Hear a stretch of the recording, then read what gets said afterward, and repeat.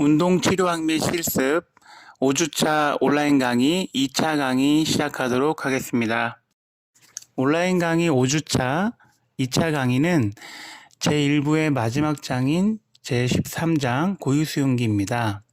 이번 강의 목차는 고유수용기와 운동조절, 고유수용기 과정과 구조, 감각 운동조절과 균형평가, 고유수용기 증진기법으로 진행되겠습니다. 수용기와 운동 조절에 대해서 말씀드리겠습니다. 인체의 신경근 조절을 촉진하기 위해 고유 수용기를 증진하기 위한 원칙은 여러 가지 유형의 환자들에게 유익한 영향을 줄 수 있습니다. 지금 보시는 표는 운동 조절에 관여하는 인체의 전반적인 체계에 대해서 정리해 놓은 개념도라고 보시면 되겠습니다. 전체적으로 운동 조절하는 여러 가지 목적성 있는 전략이 있고, 그러한 목적성 있는 전략을 위해 체성감각계와 안뜰계와 시각계가 작용하여 운동 조절의 필수적인 요소로 분류되어 신체 움직임의 중요한 분류로 구분되어지겠습니다.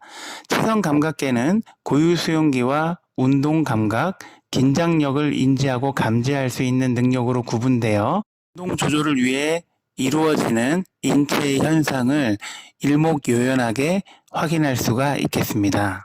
확인하시는 개념도로서 신체 감각계는 우리 몸의 근육뼈대계에서 중추신경계로 제공되는 감각 정보의 핵심 요소라고 할 수 있겠습니다. 이 시스템은 공간상의 관절 위치를 인지하는 고유수용기와 관절 움직임의 감지를 하는 운동감각, 팔다리에 가해진 긴장력을 감지하는 감각에 대한 무의식과 무의식적인 인식력을 신체 감각계라고 설명할 수 있겠고, 이러한 신체 감각계가 작용하여 운동 조절이 됨을 학습할 수 있겠습니다. 앞서 말씀드린 운동 조절에 있어서 필수적으로 작용하는 세 가지 시스템에 대해서 설명드리겠습니다. 우선 체성 감각계입니다. 이 시스템은 환자에게 공간 안에서 몸의 다른 부위와 관련된 몸의 위치에 대한 피드백을 제공하는 것입니다. 체성 감각계는 근육, 힘줄, 관절, 그리고 피부 등 다른 여러 고유수용기 섬유에서 오는 정보에 의존합니다. 이러한 시스템에서의 피드백은 균형 활동 시 환자가 근긴장 및 휴식 정도를 바꾸어 자세적 적응 변화를 가지게 합니다. 오른쪽 그림은 기저면이나 안정된 지지면을 폼패드와 같은 푹신한 불안전한 지지면으로 변경하여 적용함으로써 쉽게 체성감각계를 검사하거나 체성감각계를 변화시켜서 활성화시키는 그러한 적용 방법이 되겠습니다. 다음은 시각계입니다. 시각 시스템에서 받아들여지는 시각 정보는 공간상에서 환자의 위치에 대한 소중한 피드백을 제공합니다. 머리의 위치가 달라지면 환자는 필요한 자세 조정을 하도록 시각적 정보 주입이 제공되게 됩니다. 시각계는 환자의 주변 환경이 정적이면 균형 유지에 가장 중요한 요소로서 작용하게 됩니다. 다음으로 안뜰계는 머리 위치에 대한 피드백을 제공하게 됩니다. 귀 속에 있는 반원고리관 안에 있는 수용기와 이석은 자세 교정을 허용하기 위해 머리의 위치 변화를 감지하게 됩니다. 일반적으로 반원고리관은 활동 중에 머리의 빠른 각도 증가에 반응합니다. 반면 이석은 느린 머리 변화에 반응합니다. 안뜰계는 시각계 및 체성감각계와 협력하여 균형을 유지하는 데 중요한 작용을 하게 됩니다. 고유수용기 과정과 구조에 대해서 말씀드리겠습니다. 감각운동계의 적절한 기능 작동에 작용하는 두 가지 과정은 피드포워드 운동조절 메커니즘과 피드백 운동조절 메커니즘으로 나뉠 수 있습니다.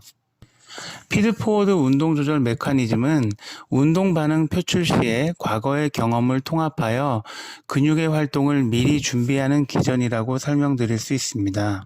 예를 들면 어떤 물체가 당신을 향해 다가오거나 울퉁불퉁한 지면에 발을 디딘 경우 발 표면에 대한 이전의 경험에 근거하여 팔이나 다리의 근육 긴장이 효과적으로 형성되어 사고나 손상을 예방하게 되는 현상을 말씀드릴 수 있겠습니다.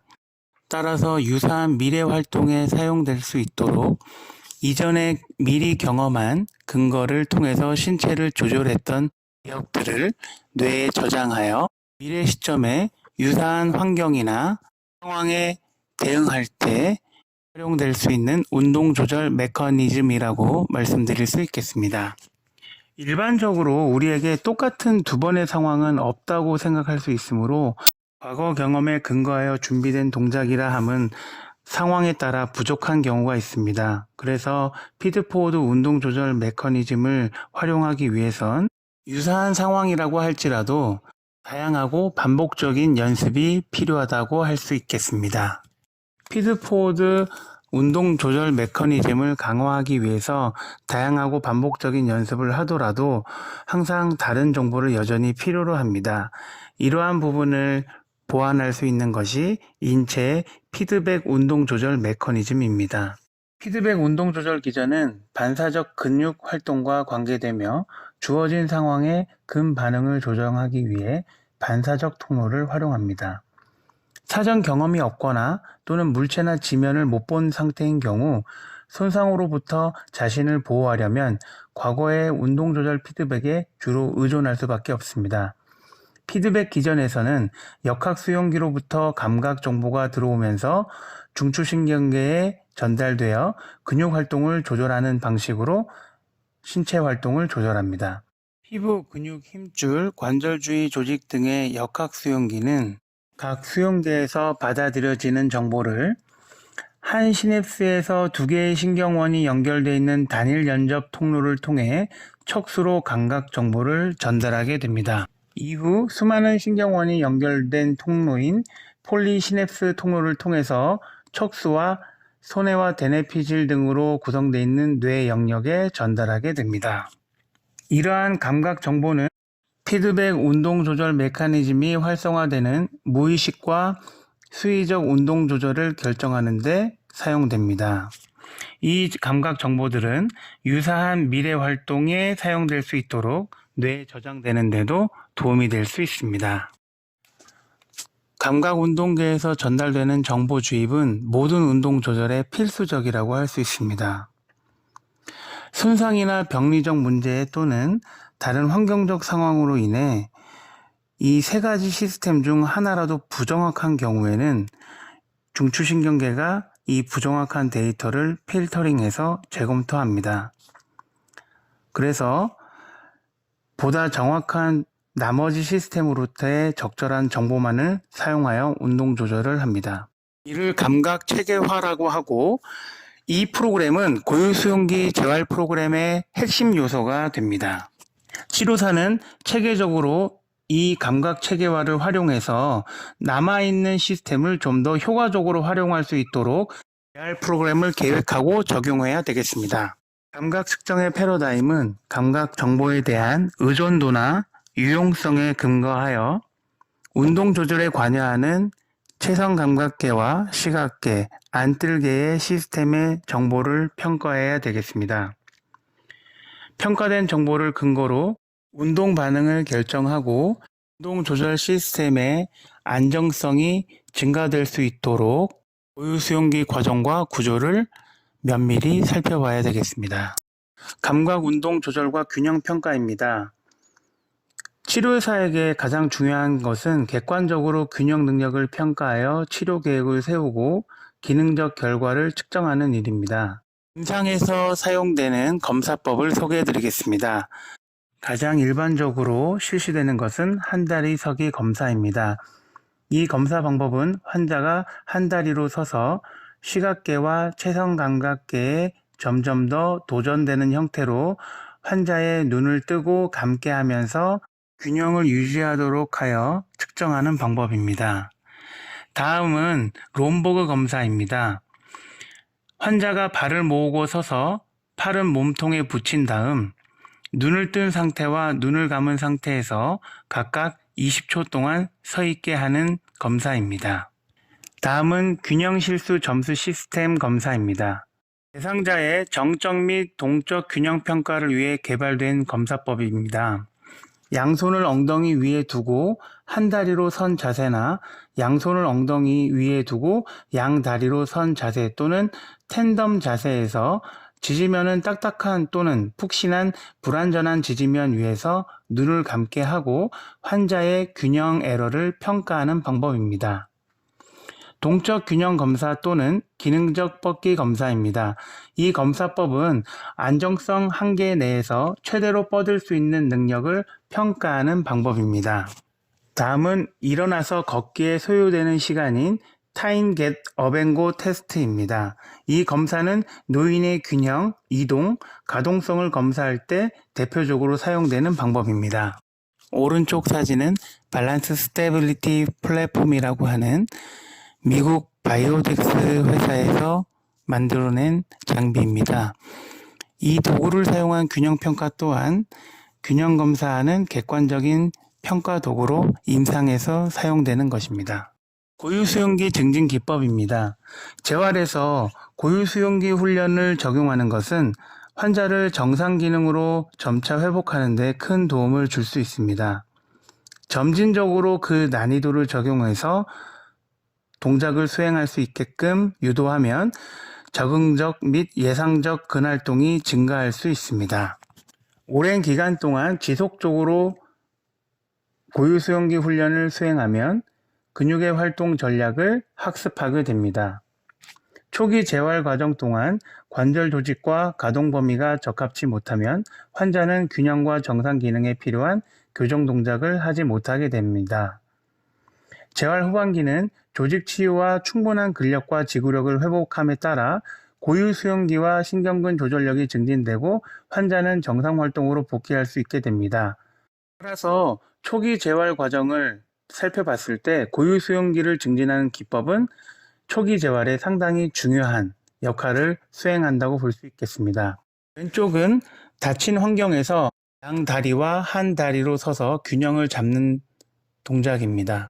오른쪽 그림은 한 다리 균형을 잡고 메디신 볼을 치료사와 주고받는 동작을 수행하는 것입니다. 폼 패드를 지지면으로 두는 불완전 지지면을 적용해서 고유수용기들을 더 활성화시키는 고유수용기 증진 방법이 되겠습니다. 왼쪽의 A, B 그림은 신체가 균형을 조절할 때 전략으로 사용되는 A의 발목 전략과 B의 엉덩 전략을 보여주는 그림입니다. 오른쪽 상단에 있는 AB 그림은 스타 드릴이라는 고유수용기 증진 기법입니다. 별 모양의 선을 그어 놓고 별의 중앙점에 한 발을 올려놓은 다음 A 그림과 같이 각 별 모양으로 뻗어 있는 선에 손을 뻗으면서 균형을 유지하는 동작이고 B 그림은 발을 뻗으면서 균형을 유지하는 동작입니다. 오른쪽 아래 그림은 공 위에 리드믹한 안정화를 위한 운동입니다. 팔에 닫힌 사슬 운동을 수행하는 동안 불완전 지지면인 공 위에서 안정화를 위해 고유수용기 증진 기법을 적용하는 형태입니다.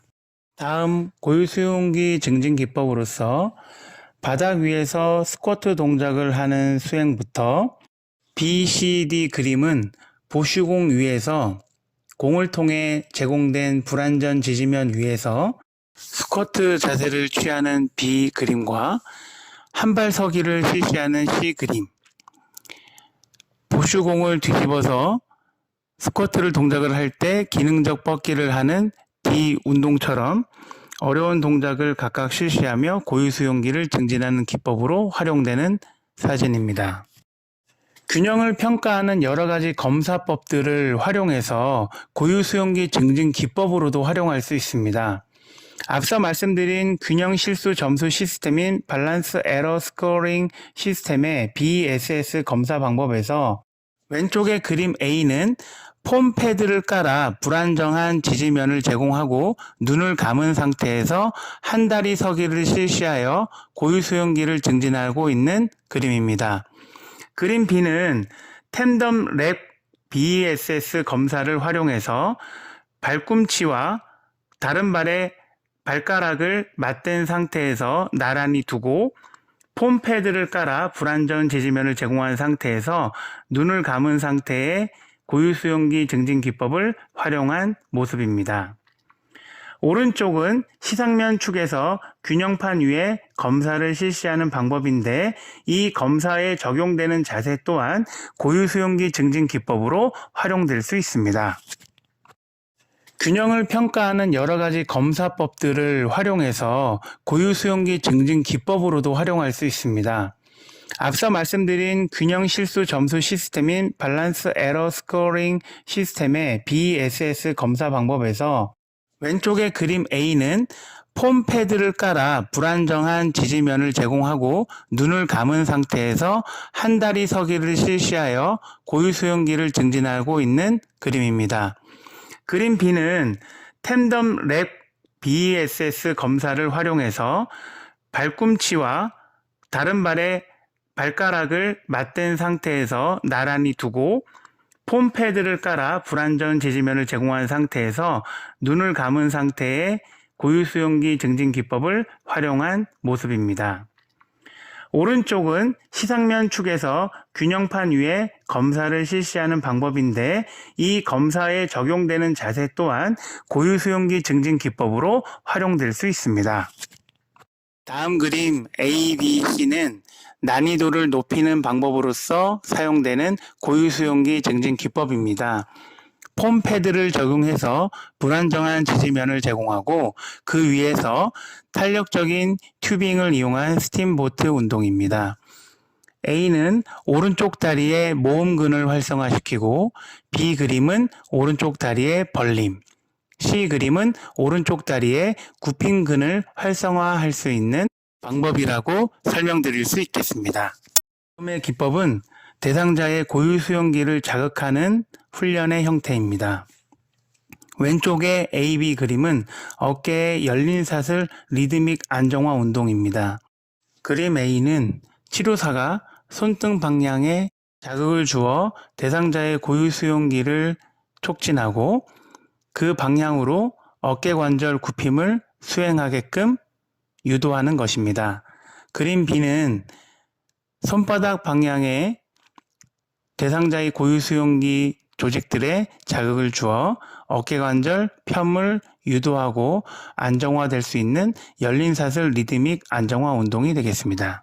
왼쪽 그림은 위쪽 팔을 지면과 평행하게 유지한 상태에서 팔굽 관절을 90도로 유지하게 하여 탄력 튜빙을 손으로 쥐고 어깨의 바깥 돌림을 유지하는 열린 사슬 운동으로서 고유수용기를 증진하는 기법으로 활용되는 모습입니다.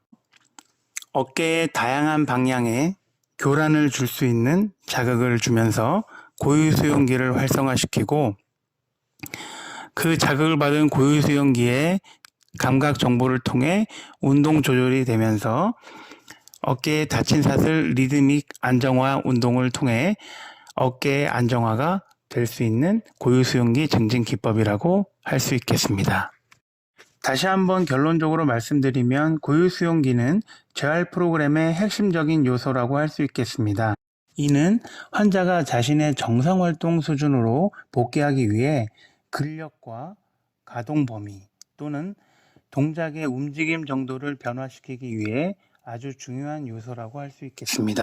또한 고유수용기는 공간상의 관절 위치에 대한 의식적 또는 무의식적인 인지력과 근긴장을 감지하는 능력, 이 모든 능력들이 합해서 나타나는 체성 감각계의 중요한 역할을 합니다. 이러한 미세한 조절과 그로 인한 방대한 운동 조절을 통해서 일상생활 활동을 정상적으로 적절하게 수행할 수 있게 되는 것입니다. 여기까지 5주차 온라인 강의 2차 강의 영상까지 마무리하도록 하겠습니다. 여러분들 강의 듣느라 너무나 고생 많으셨습니다.